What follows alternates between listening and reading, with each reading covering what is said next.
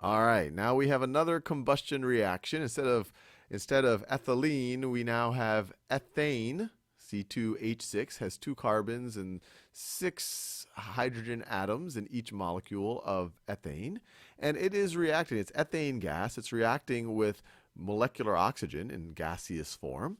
And they combust to form carbon dioxide gas and liquid water. And like we've seen in previous examples, this chemical equation is not balanced. How can we tell? Well, here on the left-hand side, we have 2 carbons. Here on the right-hand side, we have 1 carbon. Here on the left-hand side, we have 6 hydrogens. Here on the right-hand side, we only have 2 hydrogens. Here on the left-hand side, we have 2 oxygens. On the right-hand side, we have 2 plus 3 oxygens. So none of the elements here are balanced.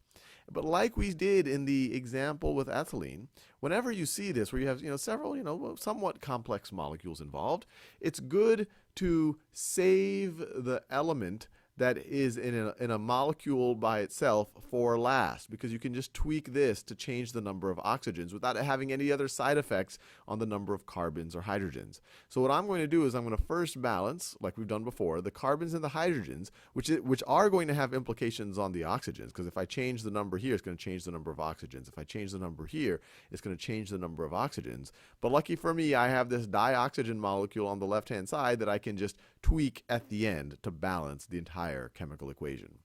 So let's start with, last time we started with carbon, let's start with hydrogen this time, just for kicks. So over here, I have 6 hydrogens on the left-hand side. On the entire left-hand side, I only have 6 hydrogen atoms. On the right-hand side, I only have 2 right now. So if I want to have 6, I would multiply these 2 by 3. So now I have 3 water molecules. Each of them have 2 hydrogen atoms. So I'm going to have 6 hydrogen atoms on the right-hand side. Fair enough. Now let's go to the carbon. Remember, I'm saving oxygen for last. Carbon on the left-hand side, I have 2 carbons. How many carbons do I have on the right-hand side? Well, right now I only have 1, but I can change that very easily. Instead of having 1 molecule of carbon dioxide, I can have 2 molecules of carbon dioxide. And so now my carbons are balanced. 2 carbons, 2 carbons.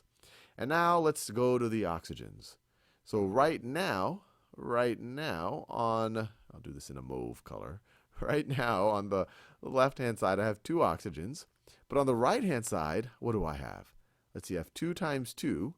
So this right over here is 4 oxygens. And then I have 3 water molecules. Each of them have 1 oxygen atom.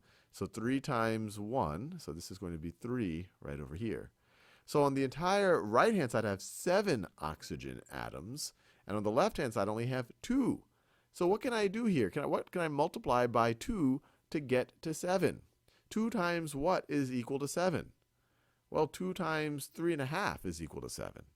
So 2 times 3.5 is equal to 7. Remember, I have 2 here. I'm saying 2 times something is equal to 7. I want to get to the 4 plus the 3.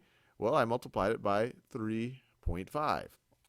And now I have 7 oxygen atoms on both sides of my chemical equation. But like we've seen in previous videos, it is not standard to just leave a 3.5 here. It's kind of this weird notion of 3.5 molecules. We like to have whole numbers here. So how do we make sure we have all whole number coefficients in front of our molecules? Well, we could just multiply everything by 2. Then this thing is going to become a 7, this thing is going to become a 2, this is going to become a 4, this is going to become a 6. So let's just do that. I'll write the whole reaction over again.